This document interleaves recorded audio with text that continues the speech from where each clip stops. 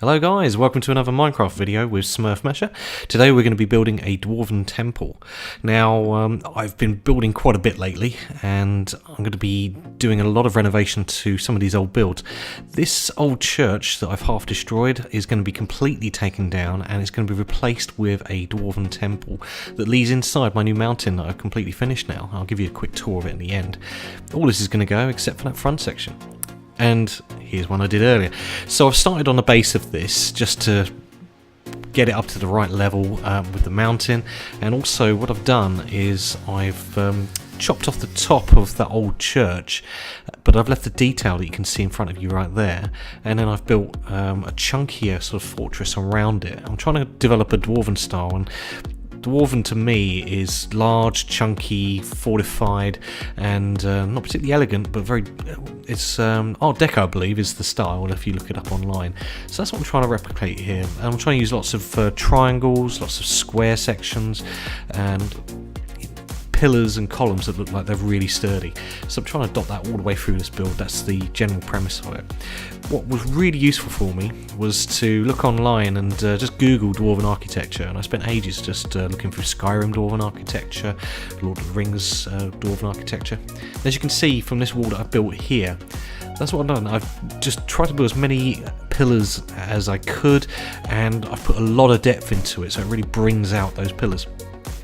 I've done the left hand side of this. I'm going to just quickly repeat that pattern on the right hand side for you so you can see what I've done and get a sort of a gist of the kind of building techniques that I'm using for these pillars. This build is way too big to do a one-to-one tutorial. It was 2 hours long before I cut it down anyway, and that was without speeding it up, so you can imagine how long it would be if I did a full-on block-by-block tutorial. But anyway, I hope you get some ideas from this, and I hope it's useful and inspires you maybe. So what I'm doing here is I'm just creating that kind of iconic pillar look by breaking a few blocks out, creating indents into the structures, and I'm also knocking out the center block as well to just give it a bit more chunkiness, to sort of give it a bit more angularity to the build. Now what you see here is that just to make sure everything's lined up, I do count. I'm not very good at it, but I do count. But sometimes it's just easier when you're really speeding through it to just quickly just put a guiding line so you can get a reference point to the other side that you're copying, and that's what I've just done there. And it seems to be working out so far. So as you can see, I'm just copying the design from the left hand side to the right hand side here, and it's coming together quite nicely.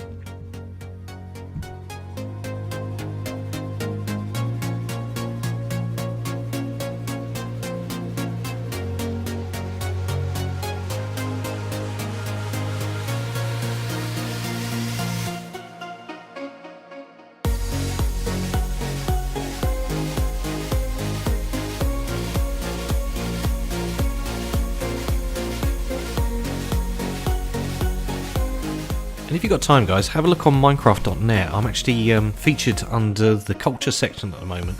My builds, and there's an entire page dedicated to my builds, and I'm really amazed that Minecraft would approach me, and it's been fantastic. And everybody that's subscribed to me by seeing me on that page, thank you so much for taking the effort to click on the link and then take that extra step and go to my YouTube channel.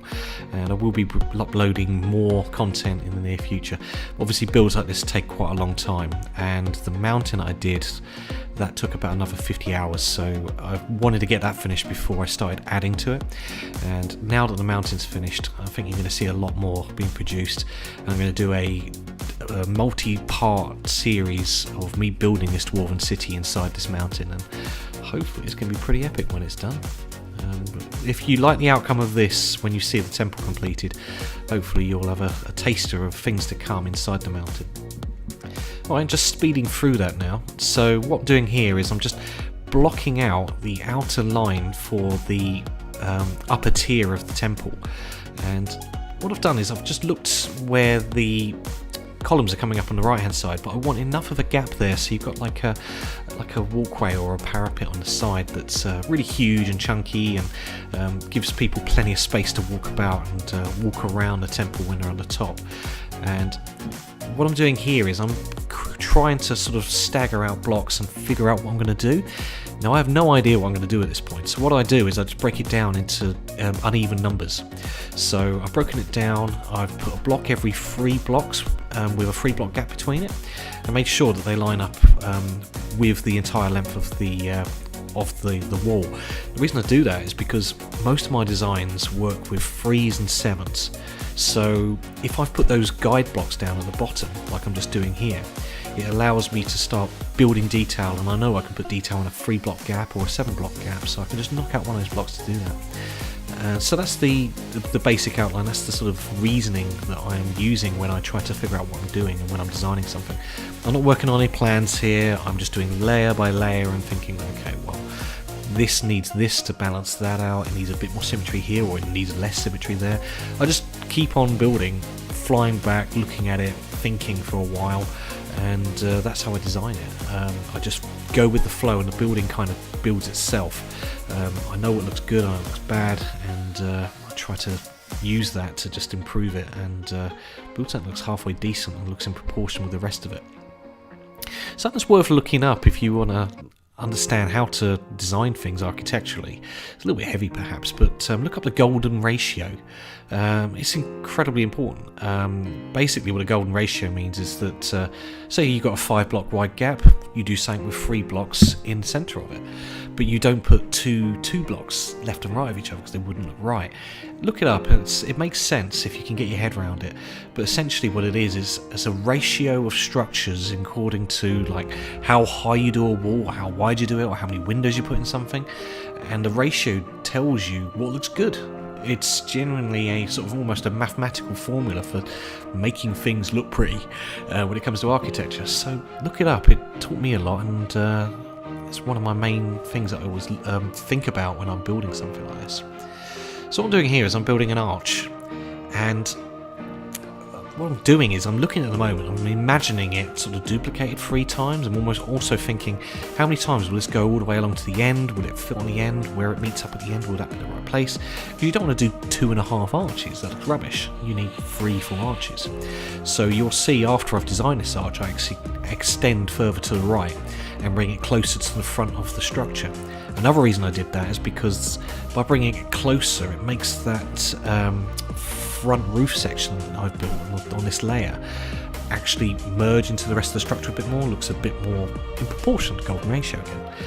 So I'm just building very similar pillars to what I did at the front of the structure, and this is obviously going to be a thing that's going to be repeated all the way through the build. I'm just going to keep on doing this, putting in as many pillars as I can in places where they make sense to do so.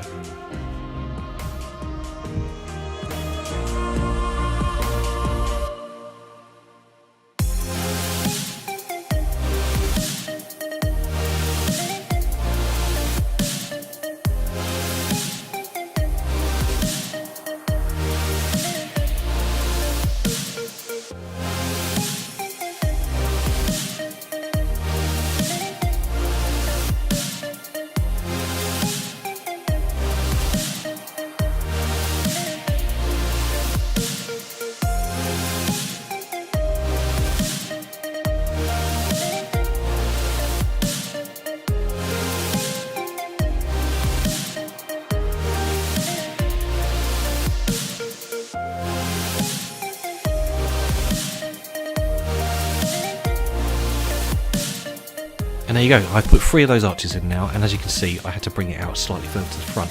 And now that you can see it built, you can see what I mean. Now, by putting that pillar closer to the front of the structure, it will nestle in, it will merge into the existing pillars that I put there, making them actually useful. And another thing I had to actually do was, because of this, that pillar at behind the first one at the front, I had to move it back to be in line with the new length of the wall. So I had to completely knock down that pillar and redo it, and you'll see that later. You'll see that actually the pillars line up from the left and the right in a square, whereas previously didn't. So things like that happen all the time. You do have to just keep on looking at it again, thinking, well, I like what I did there, but does it actually meet up with everything? Should I knock it down? And yeah, never be afraid to knock something down if you made a mistake. So you have to do that all the way through. If you're afraid of knocking down things that you don't like or don't look quite right, it won't look good in the end. You have to continuously be very critical of your work and just think, well, what can I do to make this better? What am I not 100% happy with? And just edit it and adjust it and fidget with it until it looks right. So this corner here will meet up with that pillar and they'll all be in line once I've knocked them down and moved them a bit. And you'll see that shortly. Now what you see here is, if you look at my build palette, it's just full of blocks. All I've done is I pressed the Y button and I've just added 64 of all of the blocks I wanted. Now I didn't have 9 blocks that I wanted to use, I only had about 5 or 6, but you can just use the same block twice in your palette and just fill it up. And then when you're building, you can just hold down the right trigger, which just scrolls through all of your blocks. And if you hold it down while you press the build button as well at the same time, you can lay blocks in a line that are truly random. Like this, you see every single one of those blocks is different. And if you look on the palette, it's just whizzing through them as I'm holding down the select button, and I'm also holding down the build button at the same time. It's brilliant. It's a really good way of building randomization straight into your build. A lot of people will build a solid wall out of one block and then like knock blocks out, replace them really slow, and you don't get as good an effect as you do here. This is super fast. It's as quick as if you were just laying one block, and you get the effect you want. And you can change the palette just by changing the mixture in the block palette. You know, if you want to add the odd mossy stone, you can do that, and it gives you a completely different texture if you add a bit of cracked stone, etc. So just filled in behind there, and if we get a bit closer, you can see that all of those blocks are random, and it just looks a bit more interesting than if it was just one solid type of block. Now you see at the front there, that is all lined up now, and that was because I had to knock that pillar down. So now what I'm doing is I'm looking and thinking, right, okay, what am I going to do on the next layer? Because these pillars are quite chunky. It's dwarven though, so I'm thinking I don't want it to go too high. I don't want to put great big towers on it or anything like that, because in dwarven architecture, if you put long, thin towers down, it's just a little bit too fancy and weak. Dwarven structures are solid, chunky things. And moving on, here's a bit more I built earlier. This took a lot of working out, and it would have been a very messy video to show you all of those sections, so I just did that really quickly and skipped ahead. But I'll show you how to do it when I do the back. Now what I'm doing is I put a frame around the outside for where I'm going to put the next layer. I've decided it's going to be square. By putting that framework down, I thought, right, okay, this is the height I want it, this is where I want the gaps in it, and now what I'm doing is what I did earlier. I'm working out where I can put detail in, where I can put indents. So I'm trying to break it down into gaps of 3 inside these areas. I'm trying to find where the middle is as well. You could just count it, but quite often if you count it one block wrong, you find out half an hour later it really doesn't work well. Do it like this, it's idiot proof, and even if you're tired late at night and you're building, you're not going to make a mistake, because this technique of just putting a free block gap, then a block, free block gap, then a block, do that all the way along, it's easy to find the middle. And also doing that, I can then kind of get my head around where I'm going to build the arch, where the arch wants to begin, where it needs to begin, where it's going to end up. And I've built quite a few of these now, so it's kind of second nature. I don't have to look it up or anything like that, but feel free to just look at this and copy the design. You should be able to pause the video at this point and see how I've done it. If you pause it just there, you could have done that. And I'm still looking at it thinking, right, okay, how's that going to look? Is that arch too big? Is that going to be too imposing? What should I do here? So what I've done is actually the middle arch is now slightly bigger than the others, and I haven't decided what I'm going to do here. But later on, I figure out what I'm going to do. I put a dwarven head in with my head. My friend Marvel DGA, great guy, he popped in. He's really good with organics, and put down a head. I came along and gave it some additions, detailed the eyes, changed the blocks around a bit more, and made it a bit more my style.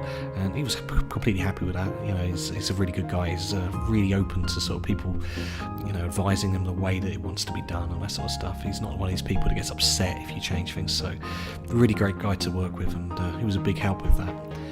Certainly got me started with it. And there you go, I've got the beginning of that arch, and I'm quite happy with it. Now I'm going to duplicate this on the other side, so it's going to be exactly symmetrical on the other side of the build. So it'll be 50-50. On these occasions, world edit would be amazing, but this is console, so no world edit, unfortunately. Maybe one day, maybe one day. Talking of which, in June, in E3, there should be some big things coming out. They've been hinting at Realms coming to Xbox for a long time. I'm really hoping that this June will be when it happens. Watched quite a few live streams with the Minecraft team, and they've alluded to June and middle of this year. Since last year they have, so unless there's been some major sort of hold up, hopefully, fingers crossed, we will have Realms very soon. Now I had to bring it up a little bit more because of the shape of the arch, so that's, again, I looked at it and thought, well, the arch was a bit too squat, I needed to bring it up a little bit more, and that means I need to put another layer on the top, and now I'm just adjusting that by putting an extra layer on the top and smoothing out the arch on the next layer in front. And again, it's really important to do as many layers of wall as you can. That arch would not look as good if it was just one arch. By putting two arches overlapping on top of each other, it gives you that depth, it makes it more interesting, and it just seems a lot more real and structural if you do it that way. And in Minecraft you're restricted to just, big blocks. You have to work with all the dimensions available to you, so you have to go back, forward, go in, cut things out, bring things forward, just to give you as much depth as you can. And what I'm doing here is I'm thinking, okay, I'm going to create depth the other way now. What I'm going to do is I'm going to bring that into the structure. So instead of bringing out big pillars that come out of the structure, you've got something that goes in, and that really adds a bit more drama to the build. And as you can see, then after I've got that main arch done, I've then just built some fairly simple structures to the right of it. They're just square blocks, similar to what I used with the arches.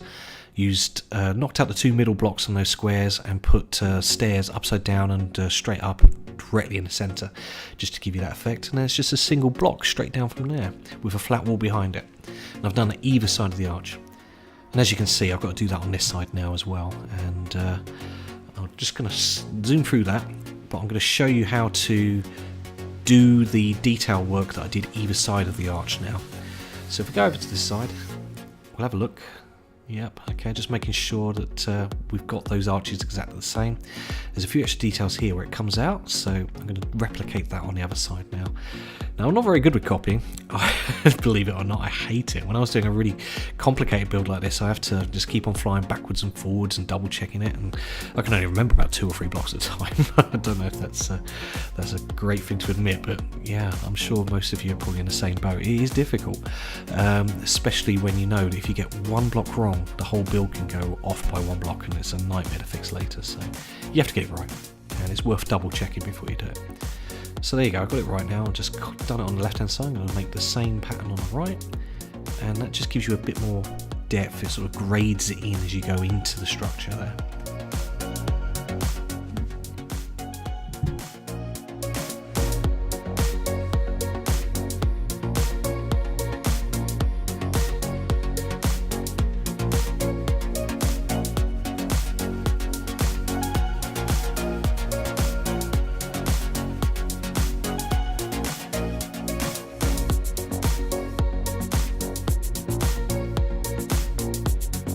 Okay, so I'm going to show you how I did the overhang on the other side.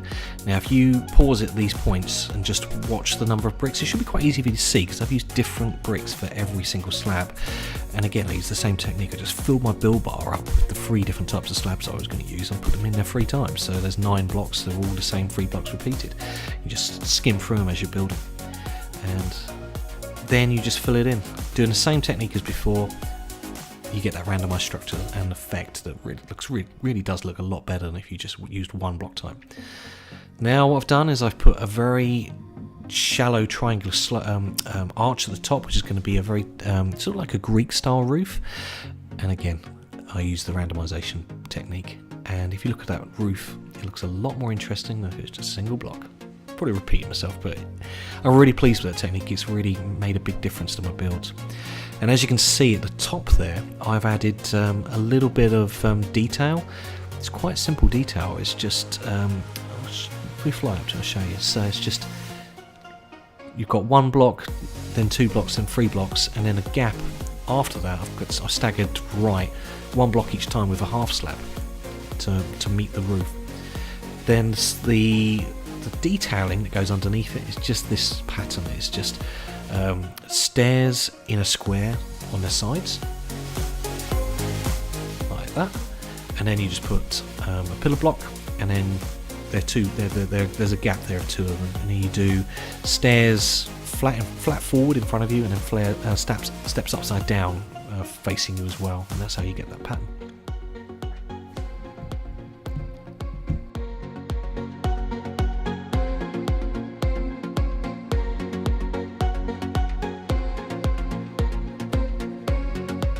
So if you watch this section, you'll see how I did that detail. It looks good. It's very simple. Just do 3 half slabs on the first one, where it's narrowest. Just coming up from there, 1, 2, 3. Then go back to it, and you see that it starts off with a solid block this time, not a half slab. Put that there, and then put half slab, half slab, half slab. Bringing it up. Just go to the left each time, coming up in the right hand corner of that half slab. Then it's 2 solid blocks, 2 block gap between it, and half slab, half slab, half slab, to meet the structure that you got on the top of the roof. Then it's 3, and same again, you just go along with the slabs afterwards.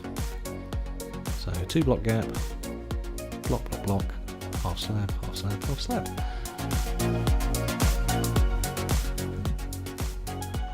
And then you've got the complicated detail in the middle. I'm going to do either side first of the pattern I've already done on the right. We'll just zip to that. There you go. So I finished that. As you can see, it already looks good. It's already come together.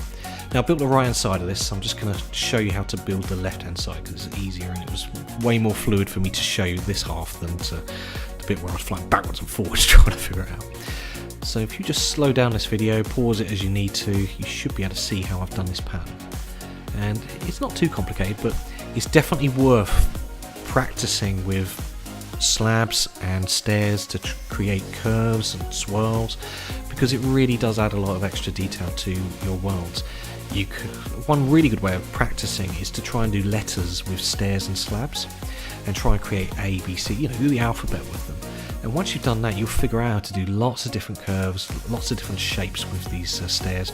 And once you're able to do that, you can do all sorts of things like organics and cool little patterns like this, which really add a lot of detail to a structure and just make it a little bit more artistic. And it looks like the dwarves have just added a bit of flair to the building. It looks far more interesting than if it was just all squares.